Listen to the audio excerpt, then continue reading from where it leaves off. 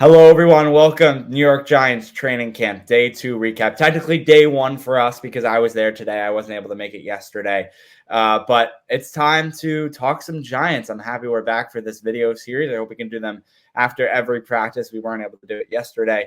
But we're back today and hoping to do more over the weekend. And then I'm going back next Tuesday and a couple other times next week. So it should be exciting. We're going to get right into it, and then I'll throw it to Alex because I was there for today's training camp, and we'll start out with the quarterback, the man, Daniel Jones.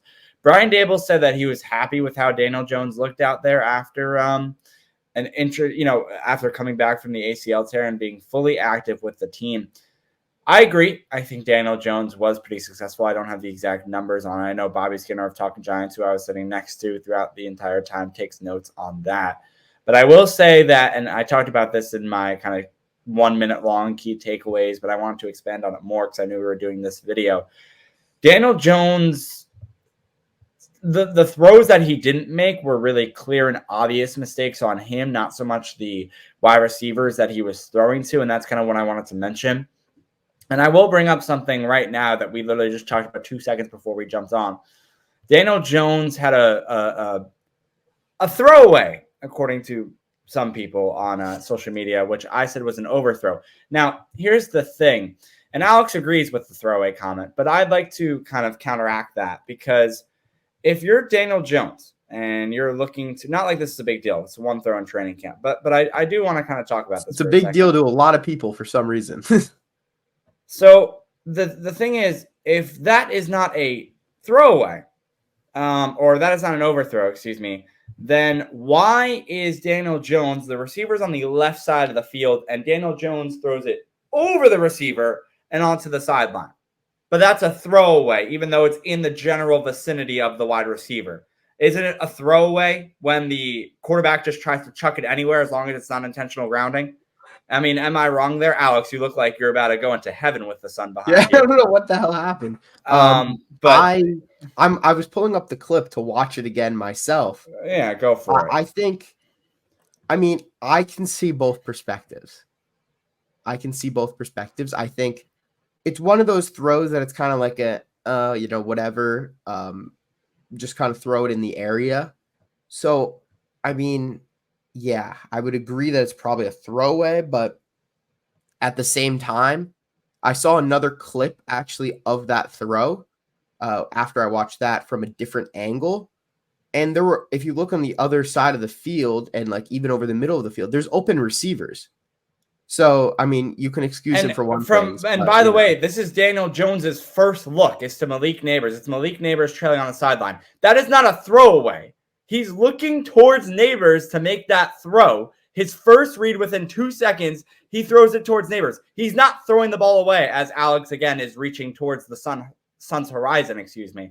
Whenever I look down at my phone, I think that's what happens. I don't know, but it's a signal. We're having some fun here on Alex's side. He's having a great time. He's very special with the lighting. Anyway, all right. But Daniel Jones, he had one throw to a receiver in the end zone by the name of Wan'Dale Robinson. Wan'Dale Robinson went on a route that looked like a slant or either a hook. And what happened was Daniel Jones did not throw into the route of Wan'Dale Robinson. He threw outside, which made Wan'Dale kind of have to make an adjustment from going to the inside to reach behind him and try and go to the outside, just like I was kind of demonstrating while sitting at my desk chair here. So it's not the best demonstration, but that's a Daniel Jones issue. And then the other one that happened was you saw Malik Nabers go for a touchdown attempt where the ball was thrown in front of him. He had to reach out like this, dive onto the ground, was unable to make the catch, got mad about it, slammed his fist on the turf in disgust. But the thing is, that's not his fault. That's Daniel Jones throwing the ball to him and not doing it correctly. So I will say that although Daniel Jones did look pretty solid today, the throws that he did not make were very apparent and scary, which we've seen in the past, and we made these comments before. Alongside him, Drew Lock, I would say very similar things. There was one throw that I posted on Twitter to Bryce Ford-Wheaton. That was a deep throw. That was definitely a little bit outside. Shows why he's a backup quarterback. But obviously the main issue here is Daniel Jones. And I wouldn't even say it's an issue. We're 2 days into training camp. I understand that. But just something to keep a note of. That might have been a 7-minute rant, so I apologize. Yeah, I mean, I think we're only 2 days in. A lot of overreactions from a lot of different people, and I think we all, as a fan base, can really just calm down and enjoy training camp, and then see and leave our actual reactions on the real football field when September comes around. But yeah, I mean, we can make initial observations, I think, and that's really what training camp's about. And everyone has their right to make their own observations, is all I'm going to say. But yeah, I mean, from what I saw, obviously wasn't there, unfortunately. But there was a lot of interesting things that were happening. We saw Jalen Hyatt start off as the wide receiver 2, at least it appeared. We saw Tyrone Tracy get a lot of first team reps, a lot of time on the field. So there was a lot of, I guess a few adjustments, surprises there. Obviously, we had the Illuminor tweet saying that he's okay last night. We saw him on the field and doing some individual stuff. So all in all, some good signs there. But I'll throw it back to Josh in case he has any observations that, obviously come with being there physically instead of seeing it on Twitter. Is that a possibility if Daniel Bellinger is kind of rotated out of the starting squad? We saw Lawrence Cager a lot today, Alex, with running with the ones. Back-to-back touchdown and back-to-back days with the ones. Daniel Jones finding him in the back of the end zone. He had a little nice dance at the end of that. I don't know if you saw that video that I posted on Twitter, Alex. But Cager, dap up with DJ while the second team was out after that catch in the end zone. DJ kind of gave him a little thumbs up, little respect there for that catch. But more first team reps than I saw, I think, ever before by Lawrence Cager. And that might be for very specific reasons, including a guy named Darren Waller. But it is very interesting now with the Theo Johnson injury. How long is he out for?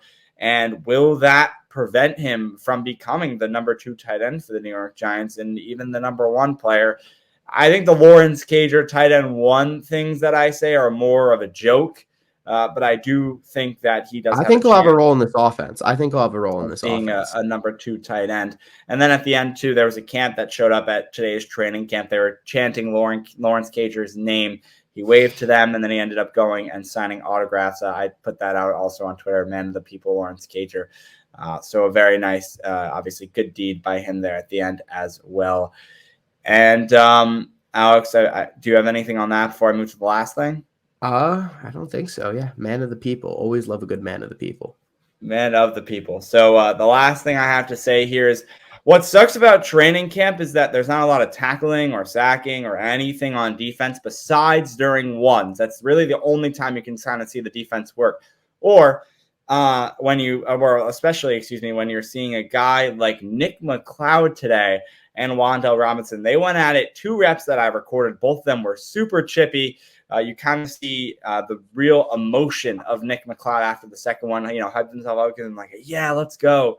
And kind of locks his fist. So that was really cool to see.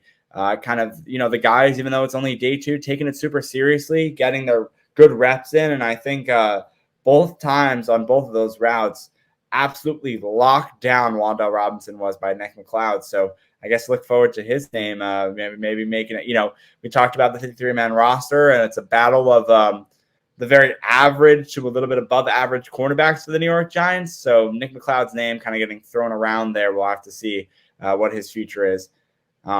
All right. Thank you so much for watching this video. We'll come back with more training camp coverage this weekend. Subscribe down below, drop a thumbs up. And obviously, for all the training camp coverage, when I go back next week, I think I'm going Tuesday, Thursday, Friday, if I'm not mistaken, at the Giant Take Pod, Instagram, TikTok, and YouTube were the main 3 I was posting on. So, yeah, follow those. We'll see you next time. Peace.